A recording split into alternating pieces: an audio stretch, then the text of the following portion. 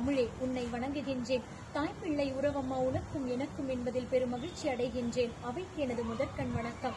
நேர்மை தவறாமல் வாழ்பவரை விட நேரத்திற்கு தகுந்தாற் போல் வாழ்பவரே நிம்மதியாக வாழும் இந்த டிஜிட்டல் காலத்தில் உன்னத மனிதன் ஒரு அலசல் என்ற தலைப்பில் பேசுவதை பெரும் பாக்கியமாக கருதுகின்றேன். ஒரு மனிதனுடைய சுயநலமற்ற எண்ணங்களும் அன்பு, கருணை, மரியாதை போன்றவை அவனை உயர்ந்த மனிதனாக மாற்றுகின்றது. ஒரு மனிதனை உன்னத மனிதனாக மாற்றுகின்றது. மனிதா, நீ நல்லவனாக இரு, அதை நிரூபிக்க போராடி போராடி உன் நேரத்தை வீணாக்காதே.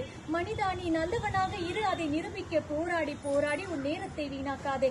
ஆப்ரகாம் லிங்கன் கருப்பு இன மக்களுக்காக போராடினார். கருப்பு இன மக்களை அடிமைகள் போல் வாங்கலாம், விற்கலாம் என்ற அமெரிக்க சட்டத்தை நீதிமன்றத்தில் வாதாடி அதில் வெற்றியும் கண்டார். பிற்காலத்தில் இதுவே இவருடைய மரணத்திற்கும் காரணமாக இருந்தது. கடுகு உள்ளம் கொண்ட மனிதர்கள் மத்தியில் கருப்பு வைரமாயிருந்த இவரை உன்னத மனிதனாகத்தான் இந்த சமுதாயம் பார்த்தது. மும்பை ரயில் நிலையத்தில் பார்வை இழந்த பெண் ஒருவரின் 6 வயது மகன் தவறி தண்டவாளத்தில் விழ எதிரே ரயில் வந்து கொண்டிருந்தது.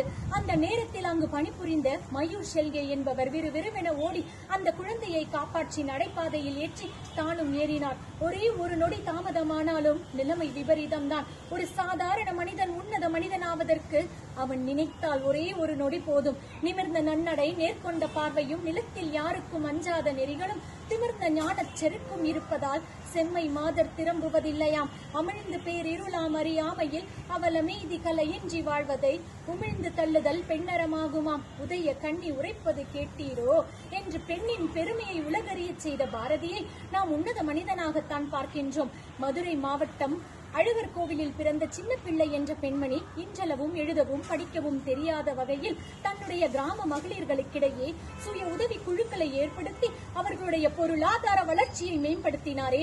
இவர் வாங்கிய பட்டங்களும் விருதுகளும் ஏராளம் ஏராளம். ஒரு சாதாரண மனிதன் உன்னத மனிதனாவதற்கு கல்வி ஒன்றும் கட்டாயம் இல்லை என்பதற்கு இவருடைய வாழ்க்கையே உதாரணமாகும். மாளிகை துறந்து மயான பூமியில் வாழ்ந்தாலும், ஆவி துறந்த மகன் அனாதை பிணமானாலும், சத்திய வழி துறக்காத உத்தமன் ஹரிச்சந்திரன், அதன் வழி பின்பற்றிய அண்ணல் காந்தியடிகள், ஏன் இந்த கொரோனா காலத்தில் இரவு பகல் பாராது நோயாளிகளுக்கு சேவை செய்த மருத்துவர்களும், துப்புரவு தொழிலாளர்களும், செவிலியர்களும், ஏன் பிரிட்டி லிட்டில் ஹார்ட்ஸ் போன்ற சமூக அமைப்புகளும் நடமாடும் தேவதைகள் தான். உன்னத மனிதர்களின் வரலாறு ஏராளம் ஏராளம். மனிதன் என்பவன் தெய்வமாகலாம், வாரி வாரி வழங்கும் போது வள்ளலாகலாம், வாழை போல தன்னை தந்து தியாகி ஆகலாம். இந்த கண்ணதாசன் வரிகளில் நீங்கள் எதை தேர்வு செய்ய போகிறீர்கள்? அடுத்தது நாளைய உன்னத மனிதர்களை நீங்கள் எவ்வாறு உருவாக்கப் போகிறீர்கள்? ஆம், இன்றைய குழந்தைகள் தான் நாளைய சமுதாயம். இன்றைய குழந்தைகள் உன்னத மனிதர்களாக வளர நீங்கள் எதை கற்றுக் கொடுக்க போகிறீர்கள்?